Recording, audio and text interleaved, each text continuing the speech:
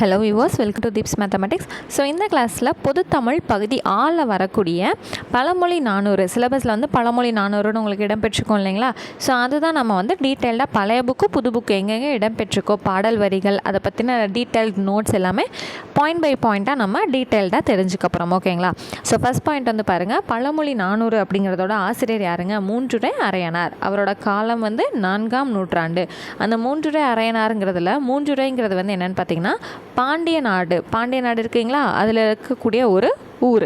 அரையனாருங்கிறது ஒரு அரசரோட குடியை பற்றி குறிக்கக்கூடிய பெயர் தான் வந்து அரையனார் அப்படிங்கிறது. அடுத்து இவரோட சமயம் என்னன்னு பார்த்தீங்கன்னா சமண சமயம். ஓகேங்களா?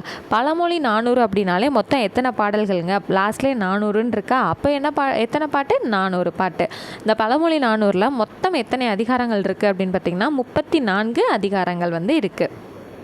அடுத்தது சிறப்பு பெயர்கள். இந்த நூலை பற்றின சிறப்பு பெயர்கள் என்னென்னு பார்த்தீங்கன்னா மூதுரை, முதுமொழி, உலக வசனம். ஓகேங்களா? அடுத்தது மூதுரைனா வந்து ஔவையார் எழுதுனது தானே அப்படின்னீங்கன்னா இது பழமொழியை குறிக்கிறதும் வந்து மூதுரை அப்படின்னு வந்து நமக்கு சொல்லப்படுது. ஓகேங்களா? அடுத்தது 14 கீழ்கணக்கு நூல்களில் திருக்குறள் நாலடியாருக்கு அடுத்து புகழப்படும் 3வது பெரிய நூல். 14 கீழ்கணக்கில் ஃபஸ்ட்டு எதை வச்சு போட்டுறோம்? நம்ம திருக்குறள் போலவே இருக்கக்கூடிய நாலடியாரையும் நம்ம போற்றிட்டுருக்கோம். அப்போ 3வது இடத்துல பழமொழி 400 வைத்து போற்றப்படுது. ஓகேங்களா? அடுத்தது ஒவ்வொரு பாடலின் இறுதியிலும் ஒரு பழமொழி இடம்பெற்றுள்ளது. பழமொழி 400ஓட 400 பாடல்கள்லையுமே கடைசி அடி என்னவாக தான் இருக்கும்? பழமொழியாக தான் இருக்கும். இந்நூலை பண்டை பழமொழி என நூலாசிரியரை குறிப்பிடுகிறார். அந்த நூல் எழுதின ஆசிரியரே இந்த நூலை பற்றி என்ன சொல்கிறாரு? பண்டை பழமொழி அப்படிங்கிறத வந்து குறிப்பிட்டிருக்காரு. அடுத்தது தொல்காப்பியர் பழமொழியை முதுசொல் என்று குறிப்பிடுகிறார். ஸோ இந்த பழமொழி அப்படிங்கிற வார்த்தை ஸோ இந்த நூலுன்னு இல்லாமல் பழமொழியவே வந்து தொல்காப்பியர் என்ன சொல்கிறாரு அப்படின்னு பார்த்தீங்கன்னா முதுசொல் அப்படிங்கிறது தான் சொல்கிறாரு. ஓகேங்களா? அடுத்தது புராண கதைகள், வரலாற்று கதைகள், பழந்தமிழ் மக்களின் பழக்க வழக்கங்கள் போன்ற பலவற்றை இந்நூல் எடுத்து காட்டுகிறது. ஸோ நெக்ஸ்ட் பாயிண்ட் பாருங்கள்.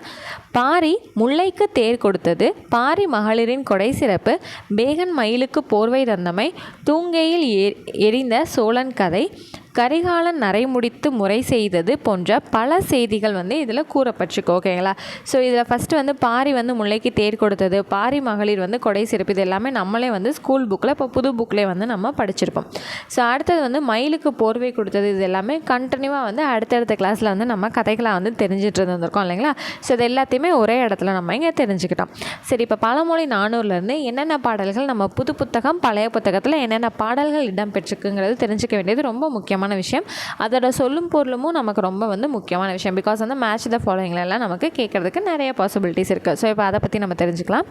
ஸோ முதல் பாடல் பார்த்திங்கன்னா ஆற்றவும் கற்றார் அறிவுடையார் அஃதுடையார் நாற்று செய்யும் செல்லாத நாடிலே அந்நாடு வேற்று நாடு ஆகா தமவேயாம் ஆயினால் ஆற்றுனா வேண்டுவது இல். ஸோ இந்த பாடல் புது புக்லேயும் நமக்கு இடம்பெற்றிருக்கு, பழைய புக்லேயும் நமக்கு இடம்பெற்றிருக்கு. அடுத்தது பார்த்திங்கன்னா மாறியொன்று இன்றி வரந்திருந்த காலத்தும் பாரி மடமகள் பான்மகருக்கு. ஸோ இந்த பாடல் புது புக்கில் வந்து இடம்பெற்றிருக்கு இல்லைங்களா? இது கண்டிப்பாக எல்லாருமே படிச்சிருப்பீங்க. ஸோ இதில் இடம்பெற்றிருக்க திருக்குறள் எல்லாமே திருக்குறள்னு சொல்லிட்டேன், பழமொழி எல்லாமே நல்லா தெரிஞ்சு வச்சுக்கோங்க. ஸோ இதில் வந்து இடம்பெற்றிருக்கக்கூடிய பழமொழி என்னதுங்க? ஒன்றாகும் ஒன்றிலோ ஈல்லுங்கிறது. இதுக்கு அர்த்தம் வந்து ஒன்றுமில்லாத வீடு எதுவும் இல்லை அப்படிங்கிறது தான் இதோட பொருள். அடுத்து 3வது பாடல் நாடி நமரென்று நன்கு புறந்தாரை அப்படிங்கிற ஒரு பாடல். இதுக்கான சொற்பொருள் வந்து கொடுத்துருக்காங்க. ஆற்றவும் அப்படின்னா நிறைவாக, ஆறுனா வழி. இந்த ஆறு அப்படின்னு இருக்கு இல்லைங்களா, இது வந்து நமக்கு ப்ரீவியஸ் இயர் கொஸ்டினில் அடிக்கடி கேட்கப்பட்ட கேள்வி. ஆறுக்கு வந்து பொருள் என்ன அப்படின்னு கேட்டுட்டு வழி அப்படிங்கிறது நம்ம வந்து என்ன சொல்லுவோம்? நதி சொல்லியிருப்போம். பட் நதிங்கிறது எல்லா ஆப்ஷன்லையும் இருந்து ஒரே ஒரு ஆப்ஷனில் மட்டும் வழி அப்படிங்கிறதும் ஆட் ஆகிருக்கும். மற்ற ஆப்ஷன்லாம் வேறு பொருள்கள் வந்து ஆட் ஆகிருக்கும்.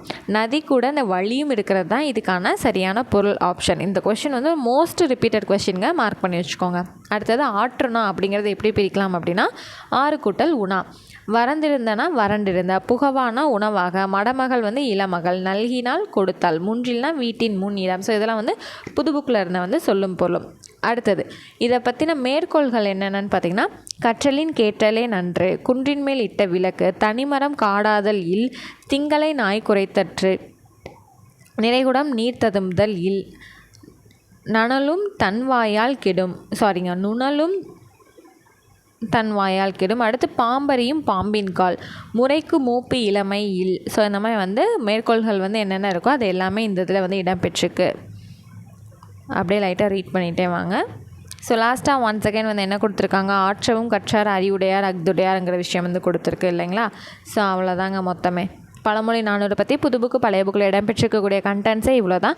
ஸோ இந்த பிடிஎஃப் வந்து கையில் இருந்து படித்தா நல்லாயிருக்கும் அப்படின்னு ஃபீல் பண்ணுறவங்க தாராளமாக டிஸ்கிரிப்ஷனில் இருக்கக்கூடிய காண்டாக்ட் நம்பருக்கு வாட்ஸ்அப் பண்ணி நீங்கள் டீட்டெயில்ஸ் கேட்டு இதை நீங்கள் பர்ச்சேஸ் பண்ணி வச்சு படிச்சுக்கலாம்.